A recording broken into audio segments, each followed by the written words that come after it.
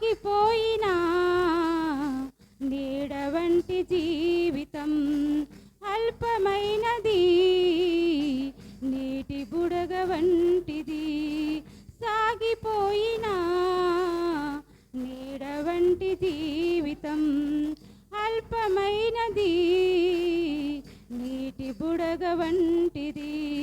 తెరసి ఉంది తీర్పు ద్వారం మార్పు లేని వారి కోసం. తెరసి ఉంది తీర్పు ద్వారం మార్పు లేని వారి కోసం.